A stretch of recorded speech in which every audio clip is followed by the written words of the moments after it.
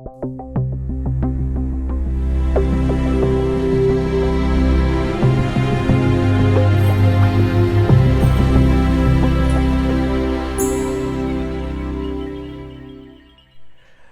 hablamos sobre el profeta Oseas, que es el que da comienzo a lo que llamamos los profetas menores.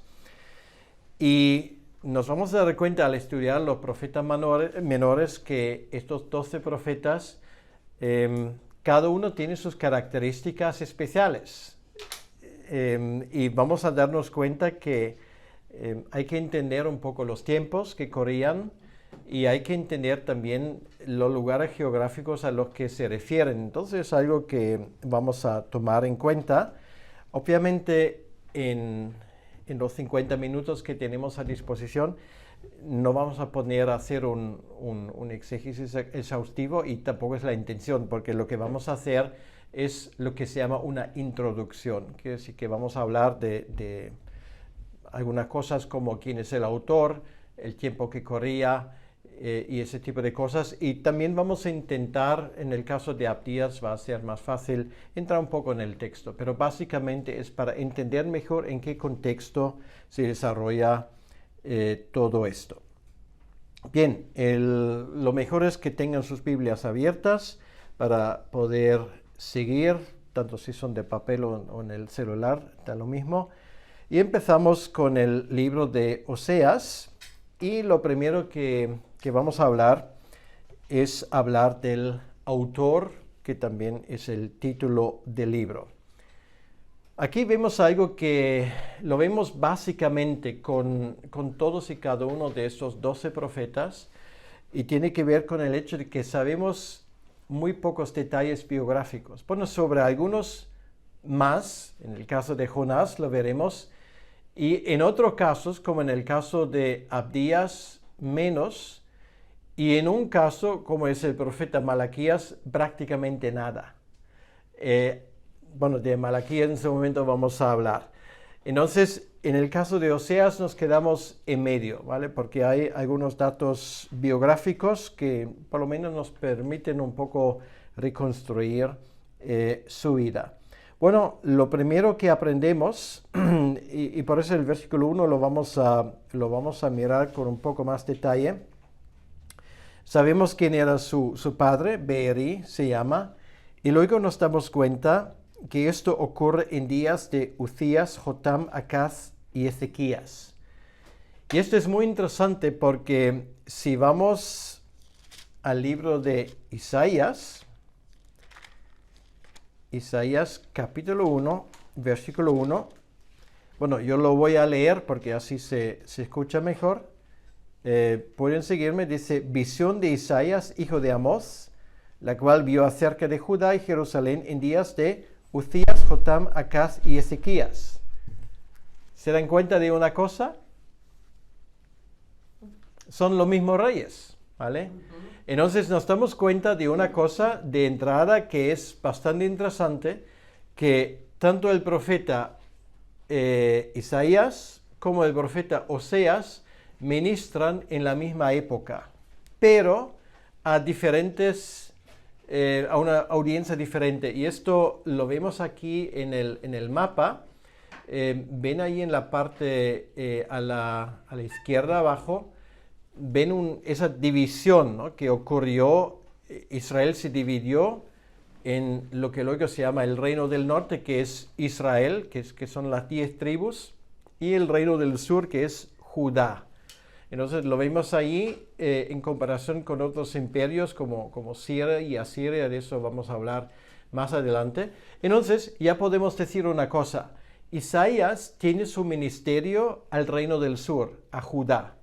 Y esto, bueno, hoy no hablaremos de Isaías, tiene su explicación porque Isaías está emparentado con la casa real de los reyes de Judá. Entonces tiene cierta lógica esto. Aquí Oseas ministra a Israel, al reino del norte. Entonces No sabemos si él tenía alguna relación con algún rey, porque en el norte no había una dinastía, como en el sur la dinastía de David. En el reino del norte, bueno, hablando en términos de hoy, había un golpe de estado tras otro, ¿vale? Eso, lo que llegan, pues llegan al poder por la fuerza, luego se los quita en medio y viene otro en su lugar. Y además, la otra diferencia, mientras que en el reino del sur encontramos una serie de reyes muy temerosos del Señor, aquí se menciona uno que es el rey Ezequías. En el reino del norte, en el reino de Israel, no había ni uno solo. O sea, de todos los reyes que ellos tenían, empezando con Jerobeam, no había ni uno. Entonces, hablando de Jerobeam, aquí está, hay una mención, dice que él en los días de Jerobeam lleva a cabo su ministerio. Y esto es muy curioso esto, porque es el único profeta donde se sitúa su ministerio comparándolo con los reinos de ambos reinos, ¿vale? Aquí no estamos hablando de Jerobeam, fue aquel que finalmente decidió, digamos, de efectuar la separación del reino, después de Salomón, sino hay otro que en la Biblia también es llamado Jerobeam, pero los historiadores le llaman Jerobeam II, ¿vale? Porque llevaba el mismo nombre, pero no es la misma persona, ¿vale? Creo que se entiende, porque vive unos 200 años más tarde. Entonces, esto nos permite situarnos aproximadamente. Entonces, los tiempos de Jerobeam II eran tiempos muy interesantes. ¿Por qué? Porque Israel, o sea, el reino del norte, en cuanto a poderío militar, era bastante superior a Judá en el sur. Esto es lo primero.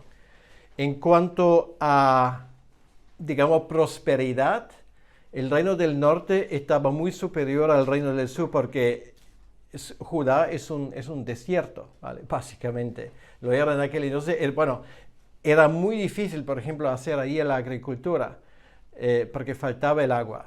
Entonces, el norte tenían, por ejemplo, los altos de Golán, como lo decimos, o Basán, como se llama en los tiempos del Antiguo Testamento. Era una tierra muy fértil.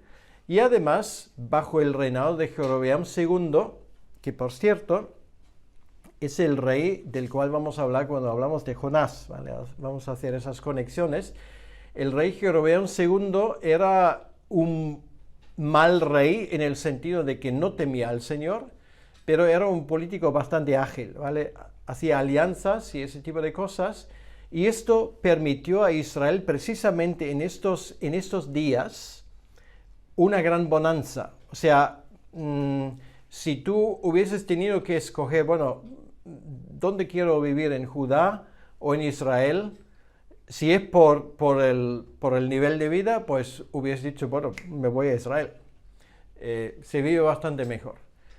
Ahora, ¿cuál era el problema? El problema era que en Israel se había introducido desde el primer momento una adoración de dioses ajenos, o sea, que eran los baales de los propios cananitas, o los dioses de Fenicia, que era un poco más al norte de Israel. De todos modos, era un país, podríamos decir, que había dejado el pacto con el Señor.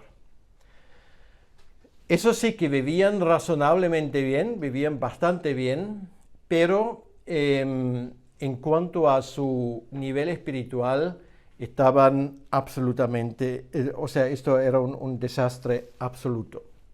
Volviendo un poco a Oseas, otra cosa que aprendemos si leemos este libro, y les animo tal vez entre hoy y mañana de leerse ambos libros, pero Abdías es muy corto, y esto, Oseas, se lee, bueno, tranquilamente en 1 hora o menos.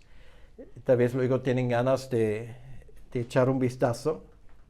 Entonces, lo que nos damos cuenta, la otra cosa, es que Oseas tiene un conocimiento muy detallado de la geografía de Israel, de la política de Israel, de la topografía de Israel y de su historia. O sea, este hombre, podemos decirlo, que se enteraba de las cosas, ¿vale? ¿Y por qué lo sabemos? Bueno, porque en el libro hace referencia continuamente a esto. Bueno, aquí tengo unas cuantas referencias, pero no le voy a aburrir con esto, ¿vale? Porque si van leyendo, incluso si les hace gracia, pueden con un lápiz subrayar, por ejemplo, cuando haya una referencia geográfica o política y se van a dar cuenta que esto abunda bastante. Bien, esto en cuanto al autor, podemos mantener esto y lógicamente sacamos la conclusión de que con estos indicios llegamos a la conclusión de que con más probabilidad podemos decir que este hombre originalmente vino de Israel, ¿vale? O sea, del reino del norte, por estos conocimientos, porque obviamente le era más familiar. Entonces, hablamos de la fecha. Bueno, ya hemos hablado de que esos reyes que se mencionan pues, son paralelos a los reyes que ves en los tiempos de Isaías. Entonces podemos decir que ambos llevaron a cabo un ministerio paralelo. Y esto quiere decir, y ahora les voy a dar cifras redondeadas, ¿vale? Para no complicarnos las cosas. Estamos hablando de que ellos viven en un tiempo aproximadamente entre el año 740 y 690. Quiere decir que tanto Isaías en el sur como luego Oseas en el norte viven el final de Israel, o sea, del reino del norte. De eso vamos a hablar en un momento. O sea, ellos analizan la situación. También Isaías, bueno, alguna cosa dice sobre Israel, pero Oseas se concentra exclusivamente en Israel. Y sus profecías tienen que ver con ese reino del norte y él anuncia claramente de que Israel será aniquilado, cosa que ocurrió efectivamente en el año 722 por los asirios, o sea, ese reino que vemos ahí en azul con su capital Nínive, que también vamos a hablar de ello, si Dios lo permite, pasado mañana. Entonces, es interesante una vez más que Oseas y Amós son los únicos profetas donde se hacen referencias a reyes del norte y del sur para saber exactamente cuándo llevan a cabo su ministerio. Bien, en cualquier caso, Oseas lleva a cabo su ministerio durante la segunda mitad del siglo VIII a.C., o sea, 740 a 700 aproximadamente, bueno, cifras redondeadas. Y esto quiere decir que él vivió personalmente las bonanzas de este reino, pero también su fracaso estrepitoso. Simplemente decir que el rey Jerobeam muere en el año 753 a.C., lo cual quiere decir que Oseas vivió los últimos años de ese reinado como profeta inactivo, ¿vale? Bien, en cuanto a la ocasión, bueno, ahora tengo que hablar un poco de esto y de la política de aquel entonces, porque esto es muy importante. Yo escogí ese mapa porque ese mapa nos ayuda a concentrarlos en lo esencial, ¿vale? O sea, tenemos una constelación, allí tenemos Asiria, los asirios, un pueblo, bueno, lo conocemos en la Biblia como los malos de la película, ¿vale? Y eran muy malos, ¿vale? O sea, no te hubiese gustado caer en manos de un asirio cuando ellos declaran la guerra contra tu nación, porque eran temidos como soldados y por la crueldad con la cual trataban a la gente a los cuales sometieron. Esto nos explica, dicho sea de paso, porque Jonás no quería ir a Nínive, ¿vale? A cualquier sitio menos ahí. Bueno, pero de eso hablaremos. Entonces Asiria era un poder en auge. Ya, bueno, hace tiempo habían desplazado al imperio antiguo de los babilonios. Era un tiempo donde, bueno, esto no se ve en este mapa, pero creo que les es fácil imaginarse dónde está Egipto, ¿vale? Sería en la parte de abajo a la izquierda.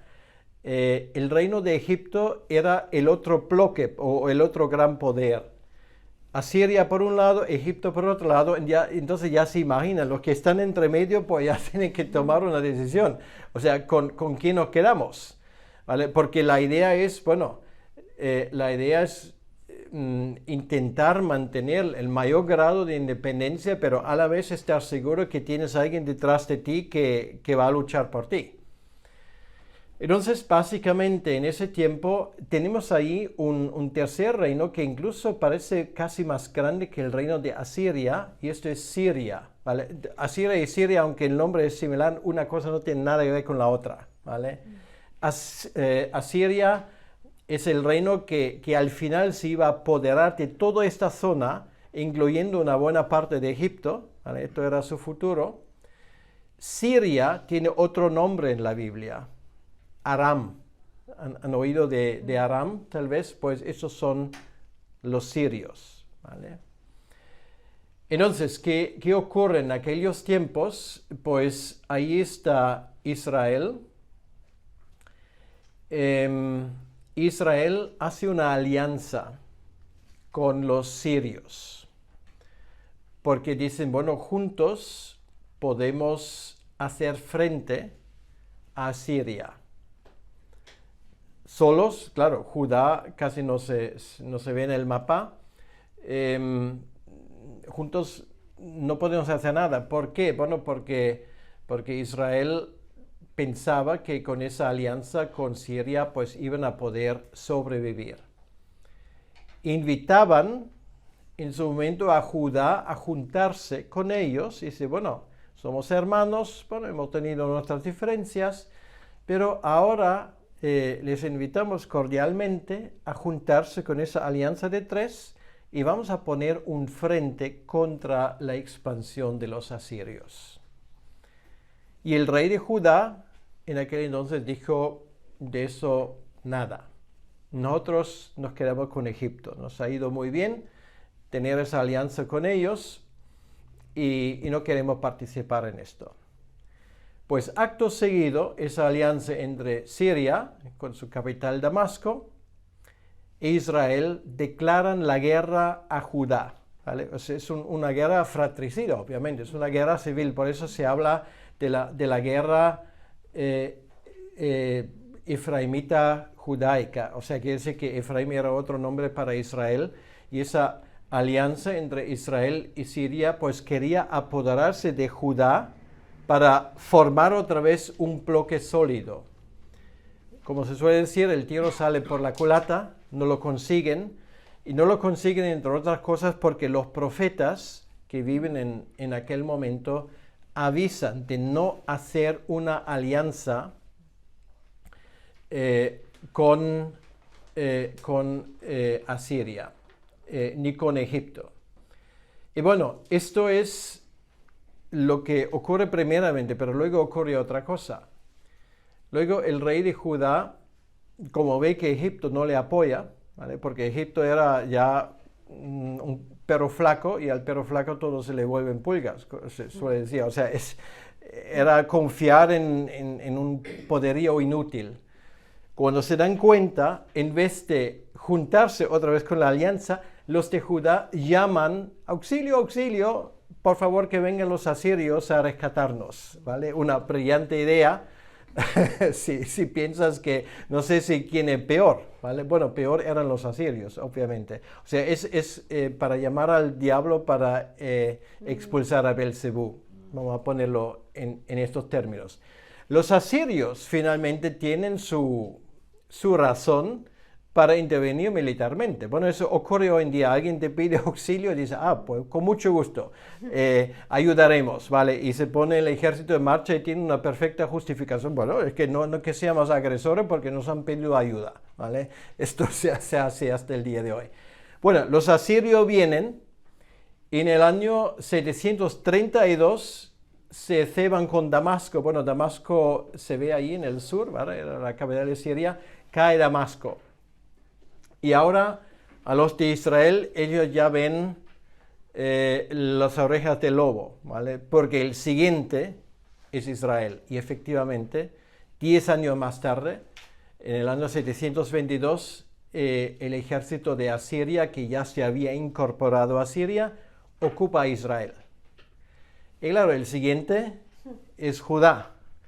Y esto es la historia cuando vemos como el rey de Asiria ocupa a Israel y quiere ahora incorporarse también a Judá, que Dios interviene, ¿vale? Esa historia la tenemos en la Biblia y libera a Jerusalén de forma milagrosa. Bueno, lo estoy resumiendo un poco para que tengamos esa información. Bueno, esto ocurrió obviamente después de los tiempos de Osea, pero Oseas ve esto de forma profética ya delante de sus ojos. Entonces, volviendo a Israel, en los tiempos de Osea, aparte de cierto bienestar que había en el país, había esa decadencia política y social, y obviamente Dios decide mandar un profeta para darles el último aviso, para ponerles, para decirlo así, el espejo. Y lo hace a través de la historia de Oseas, y vamos a ver enseguida qué tipo de comparación o qué ejemplo él usa para demostrar al pueblo lo que han hecho. Pero antes de llegar a esto, me gustaría hablar un poco del estilo de este libro. Y esto es algo que no van a poder leer leyendo la Biblia porque la traducción está en castellano, pero me tienen que creerlo, ¿vale? Si no me creen, pues no pasa nada, pero yo se lo digo, luego cuando estudien hebreo lo pueden. Bueno, Janet, por ejemplo, ya puede verlo porque estudia hebreo, así que. Entonces, ¿qué ocurre? Es muy interesante, si miramos los primeros 2 o 3 capítulos, nos damos cuenta que son capítulos escritos en lo que podríamos llamar poesía hebrea, ¿vale? Esto tiene sus ciertas características en lo cual no quiero entrar. Y luego el resto del libro ni es poético ni es prosa, ¿vale? Es una cosa intermediaria, es muy curioso, es el único libro del Antiguo Testamento que tiene esa peculiaridad. Empieza casi como una poesía, aunque una poesía muy trágica, como veremos en un momento, y termina vamos a decir, con una prosa poética, ¿vale? Es una cosa intermedia, muy interesante. Todas las profecías que luego están escritas, particularmente a partir del capítulo 4, pues tienen esa particularidad. Otra cosa que nos damos cuenta del profeta del profeta Oseas, es que él usa, cuando él habla de la relación entre Dios y su pueblo, él usa comparaciones que vienen de la vida familiar. Por ejemplo, ese famoso versículo de Oseas 11:1 que todos ustedes lo saben de memoria, de Egipto he llamado mi hijo, ¿vale? O sea, él llama a su pueblo hijo, ¿vale? Luego, obviamente, todavía no le he dicho, pero esa relación adúltera que luego Oseas tiene que llevar a cabo representando la relación del pueblo de Israel con Dios, tiene su raíz en una tragedia familiar. O sea, una mujer que se comporta como una prostituta, siendo casado con su esposo. Entonces, obviamente, la prostituta es Israel, esto es evidente, y el hombre, en ese sentido engañado, es Dios, ¿vale? O sea, ese tipo de cosas familiares en el libro lo vemos en diferentes partes. Entonces, bueno, una ilustración contundente de esta relación rota entre Israel y su Dios Lo vemos en la historia que tenemos al inicio, y esto es lo que normalmente la gente tiene en mente, ¿vale? O sea, cuando Dios le manda al profeta de casarse con una prostituta. Bueno, luego hablaremos de este versículo un poco y lo que puede significar y por qué Dios hace esa medida tan drástica. Pero bueno, esto es el trasfondo del libro. Entonces se dan cuenta que realmente el profeta tenía un papelón. Ser profeta nunca ha sido fácil, pero este hombre lo tenía particularmente crudo. Realmente nos damos cuenta que tenía que sufrir una serie de cosas que eran casi inimaginables. Ahora, en cuanto a la teología de Oseas, también quiero mencionar algunas cosas.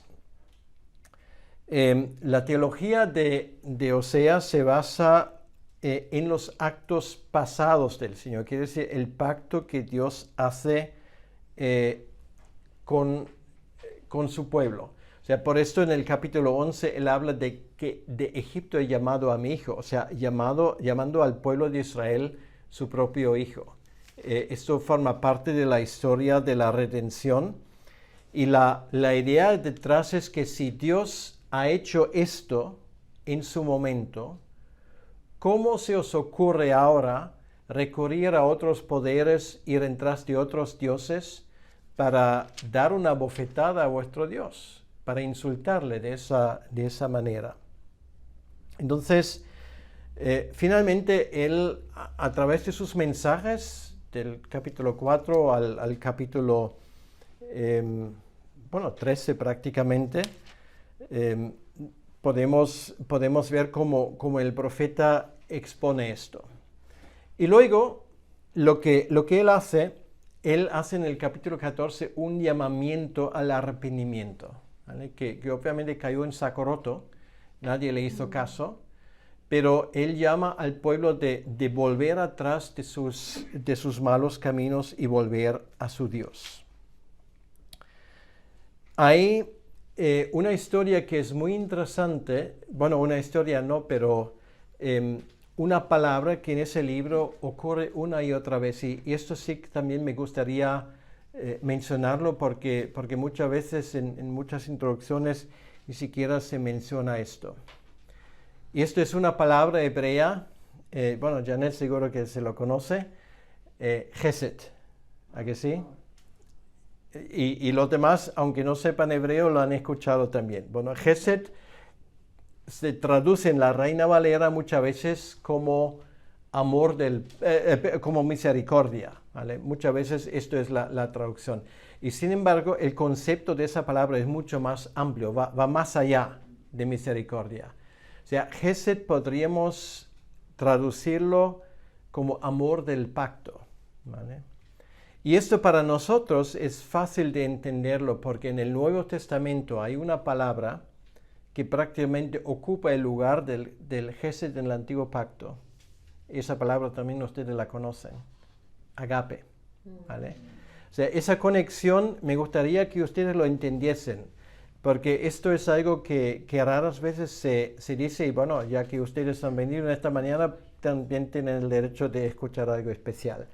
Pues lo que es Chesed en el Antiguo Testamento es agape en el Nuevo Testamento. Y tengo que explicar esto, porque para nosotros la palabra agape nos suena, es el amor divino, el amor desinteresado y todo esto, a diferencia de eros y a diferencia de filia. Bueno, eso todo lo hemos escuchado. Pero lo que muchos no han escuchado es que antes de que esto ocurra en la Biblia, la palabra ágape en el mundo griego prácticamente nadie lo usaba, ¿vale? Estaba completamente en desuso. No digo que era una palabra desconocida, pero en la práctica no se usaba, ¿vale? Entonces, ¿qué ocurre? Los autores del Nuevo Testamento trasladan el concepto de Chesed, del amor del pacto de Dios, al Nuevo Testamento, ahí aparece como agape, ¿vale? Entonces, cuando entiendes esto, de repente te das cuenta realmente, nosotros ponemos mucho énfasis sobre el tema del hilo rojo en la historia de la redención. Esto es una parte de ella, el amor pactual de Dios. O sea, Dios no solamente dice, bueno, os quiero porque os quiero. Dios dice, os quiero porque me he comprometido con vosotros. ¿Vale? Esto es la idea que hay detrás. Por eso se llama amor pactual. Y esto es comparable, digamos, lo más cercano a esto es cuando aquí en la tierra dos personas se casan. ¿Vale? Esto es un pacto. Entonces, esto es la razón porque en los primeros dos capítulos de Oseas, se ilustra la rotura de ese pacto como la rotura de un pacto matrimonial. ¿Vale? Lo entendemos ahora. Esto es ahí detrás. Y esa palabra Gesed es una palabra muy importante que sale en este libro. Y otra cosa quiero mencionar, bueno, estamos en una introducción a este libro. En el Nuevo Testamento hay un libro que obviamente un evangelista que le gusta citar particularmente del libro de Oseas, y es Mateo. ¿Vale? De Egipto he llamado a mi hijo. ¿Vale? Esto ya aparece, creo que es en el capítulo 2 de Mateo. Pero luego él cita 2 veces más del libro de Mateo.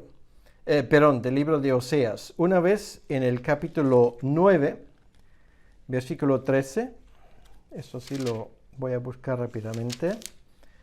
Mateo 9, versículo 13. Citando de Oseas 6:6, dice, id pues y aprended lo que significa misericordia quiero y no sacrificio, porque no he venido a llamar a justos, sino a pecadores al arrepentimiento. ¿Vale? Es exactamente el mensaje de Oseas. ¿Vale? Es exactamente lo que él hace en su momento. Y allí él habla de ese amor del pacto que la Reina Valera traduce, ustedes ya lo saben, como misericordia, quiere decir Gesed quiero, o sea, amor del pacto, fidelidad al pacto, o sea, no un amor, qué sé yo, romántico, emocional, esto no tiene nada que ver, esto tiene que ver con una decisión, ¿vale? Entonces, misericordia quiero y no sacrificio, bueno, no en el sentido que Dios dice, bueno, la Torá, el libro de Levítico queda borrado, ¿vale? En este momento esto no es la cuestión, pero él dice que esos sacrificios no sirven para nada, que venís al culto si vivís en una relación de adulterio espiritual, ¿vale? Y es un mensaje realmente muy poderoso también para nuestros tiempos, pero la aplicación se lo deja a usted. Entonces, versículo 7 del capítulo 12. Tenemos el mismo versículo, ¿vale? Ahí en otro contexto, donde cita exactamente el mismo versículo y voy a leer a partir del versículo 5. Dice, y no habéis leído en la ley como en el día de reposo los sacerdotes en el templo profanan el día de reposo y son sin culpa, pues os digo que uno mayor que el templo está aquí. Y si supieseis qué significa misericordia quiero y no sacrificio, no condenaríais a los inocentes, porque el Señor, el Hijo del Hombre es Señor del día de reposo. Entonces, bueno, esto es la idea principal y creo que eso ya nos da un acceso bastante interesante a ese libro que, bueno, no sé cuándo ustedes lo han estudiado por última vez, pero creo que básicamente esto nos facilita un marco para poder entender ese libro mejor. Bueno, ahora con esto me quiero centrar en ese primer tema, de momento por lo menos, que es el tema del adulterio. Y ahí pues algunas cuestiones vamos a tener que resolver, que lo haré sobre la marcha. Bueno, el versículo 1 ya lo hemos leído.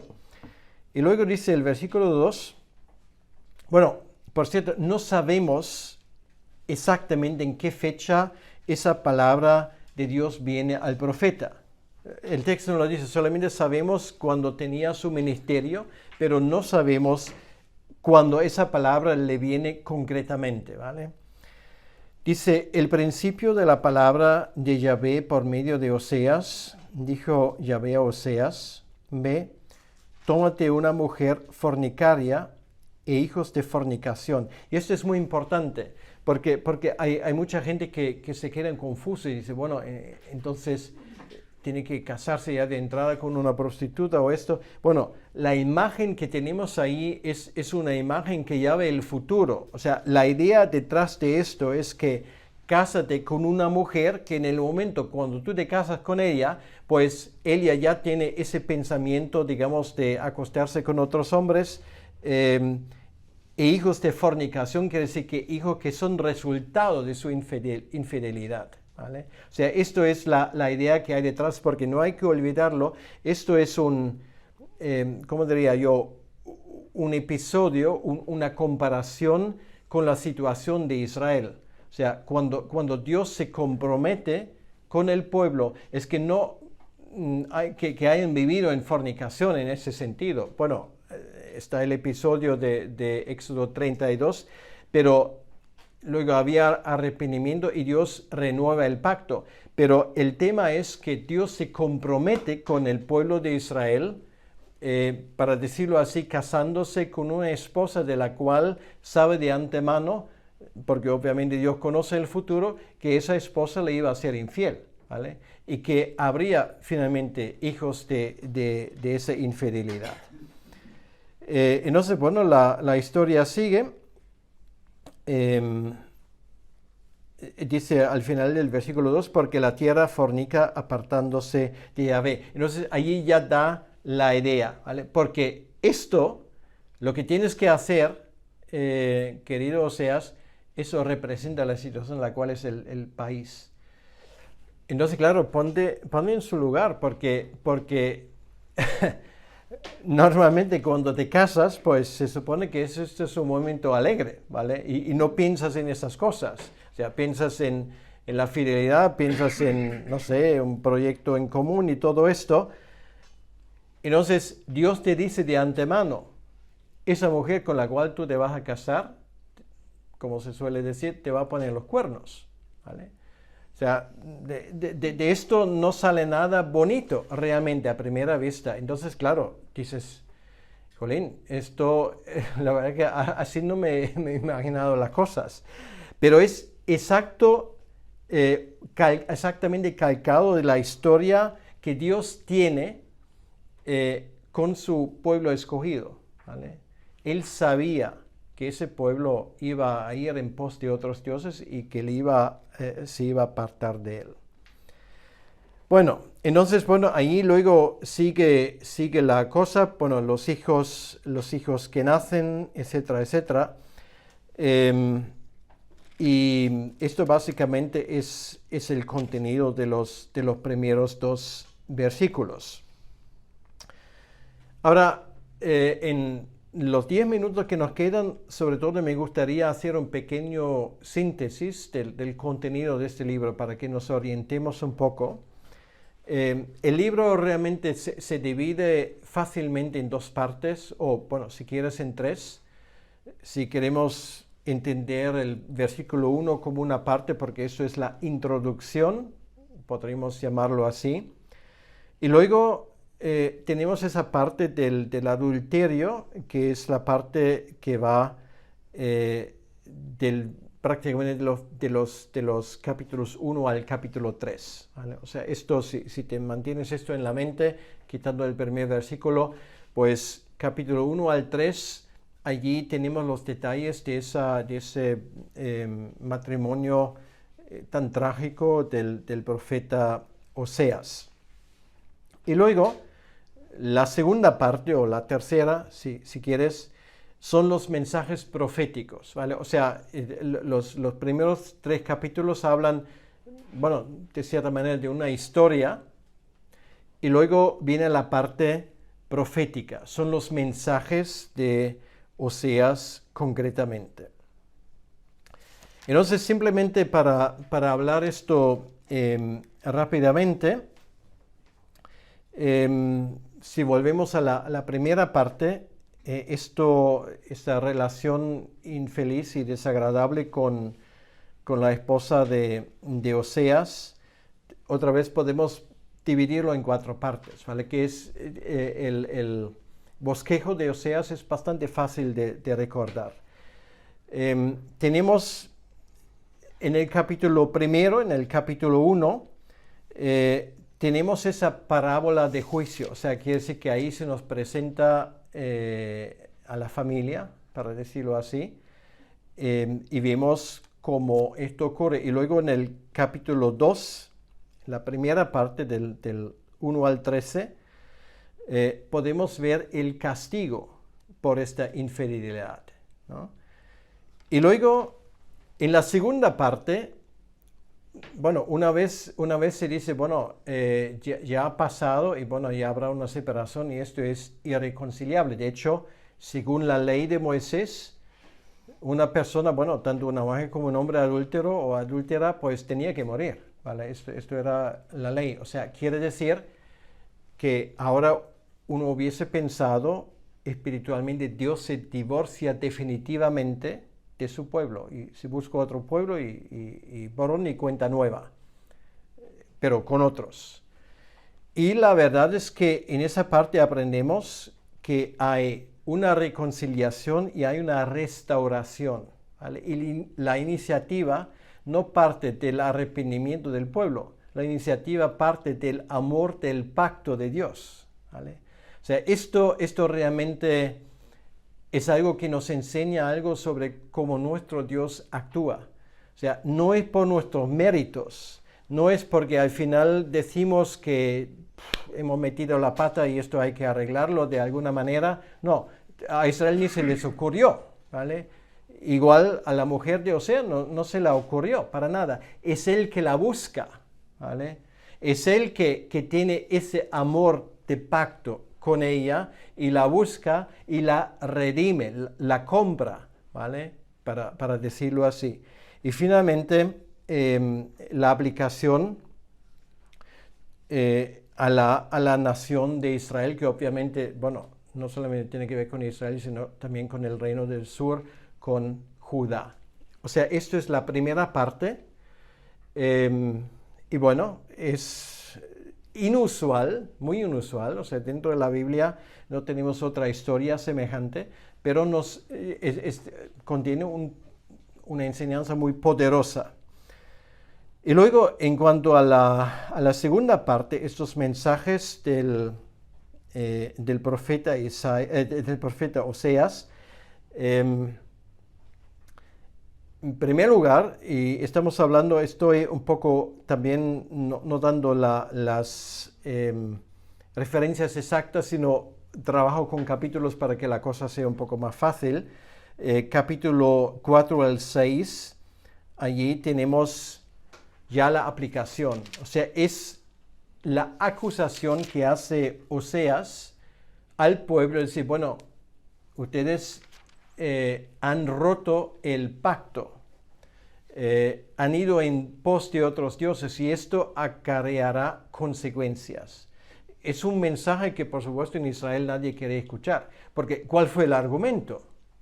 Bueno, ¿cómo justifica uno un adulterio? Bueno, excusas nunca faltan. Bueno, fue una vez, o bueno, es que tampoco es para tanto, bueno, en fin, pues muchas cosas te pueden ocurrir. Pero cuando no hay arrepentimiento, realmente todas esas son excusas simplemente, ¿vale? Y nos damos cuenta que el pueblo obviamente excusas tenía. Dice, bueno, no vamos a ser tan quisquillosos porque, bueno, nosotros creemos en Dios, bueno, llámese ese Dios Baal o llámese, porque Baal significa Señor, o llámese Yahvé, que también es Señor. ¿Qué más da? ¿Vale? Lo importante es que creas en algo. Bueno, ese típico argumento que lo escuchamos hasta el día de hoy.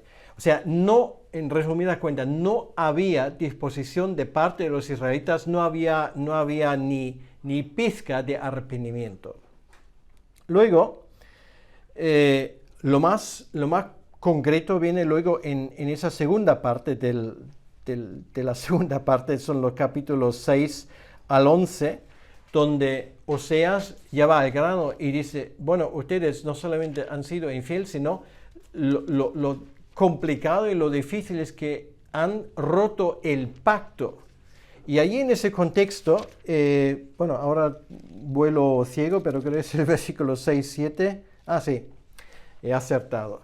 En el versículo 6, en ese contexto, y esto es la única vez que aparece en la Biblia, ese pacto que ellos han roto, Dios lo compara con el pacto que en su momento Adán ha roto con Dios, porque algunos dicen, bueno, en la Biblia dice en ningún sitio que había un pacto entre Dios y Adán.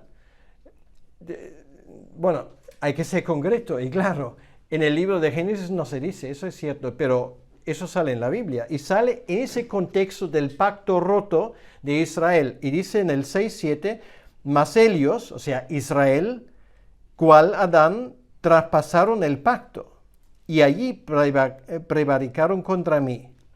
O sea, es realmente un versículo muy interesante donde vemos que eso de romper pactos tiene una larga historia, infelizmente. Y luego, esto termina con el capítulo 11, donde ocurre esto, lo que ya he mencionado, que Dios sigue llamando, bueno, ahora no llama a su pueblo esposa, pero ahora en ese contexto lo llama hijo, ¿vale? Hay cambios de metáforas. Dice, de Egipto he llamado mi hijo. Quiere decir que el amor que Dios tiene para con su pueblo es un amor inquebrantable. Y ustedes saben, esto es la única razón por la cual estamos aquí en esta mañana. Si fuese por nosotros, pues ya nos habríamos ido para siempre. Es la gracia, el amor de pacto que Dios que nos mantiene cerca de Él. Y bueno, en esa última parte tenemos luego la acusación de falta de fe hacia el Señor. Bueno, se hacen comparaciones, Israel, Jacobo, el engañador, ¿vale? Engaña, esto era su tema, ¿vale? Entonces ahí recurre Oseas un poco también a la historia para enseñar, bueno, casi lo habéis heredado de vuestro antepasado. Y finalmente, y eso termina, y con eso también voy a terminar, es el capítulo 14, donde ya tenemos una panorámica, digamos, del futuro. Y voy a leer unos versículos del capítulo 14. Dice, vuelve, oh Israel, a Yahvé tu Dios, porque por tu pecado has caído. Llevad con vosotros palabras de súplica y volved a Yahvé y decirle, quita toda iniquidad y acepta el bien, y te ofreceremos la ofrenda de nuestros labios. No nos librará el asirio. Esto es muy importante, ¿vale? Esto puede decir lección aprendido, ¿vale? No nos librará el asirio.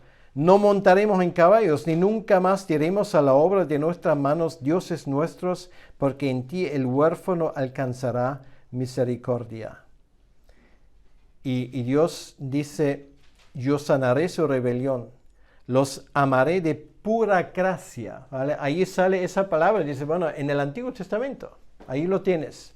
O sea, no porque sois tan guapos, tan obedientes, porque os habéis arrepentido, no, por pura gracia, es inmerecido. Esto es la esencia de la gracia, porque mi ira se apartó de ellos.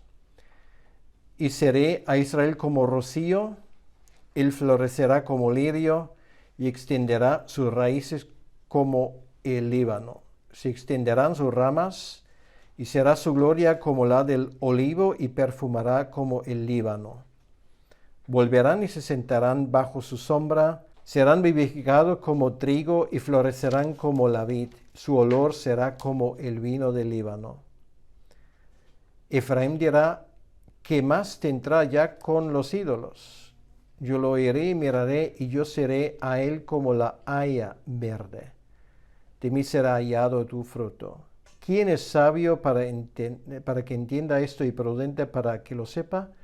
Porque los caminos de Yahvé son rectos, y los justos andarán por ellos, mas los rebeldes caerán en ellos. Es muy interesante esto, y con esto termino. Dios tiene misericordia con su pueblo. Es el pacto que Dios en su momento ha hecho con Abraham que sigue prevaleciendo.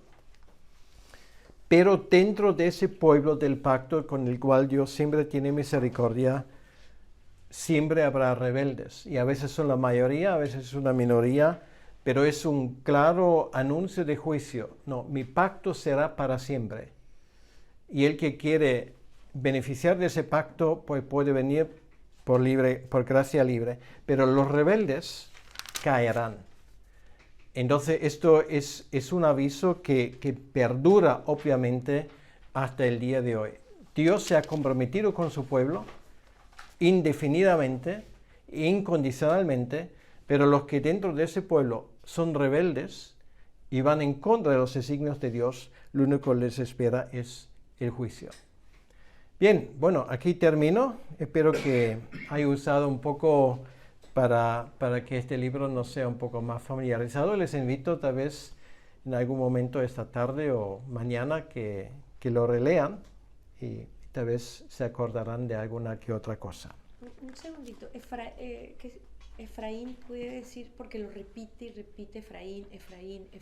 ¿A qué se refiere? Bueno, Efraín es la tribu por números más grande de Israel. Entonces, digamos, se usa ese nombre para llamar a toda la nación, a todas las tribus, ¿vale? Porque es la tribu más grande, más importante. Por eso muchas veces Efraín e Israel son sinónimos. Okay. ¿Vale? Gracias.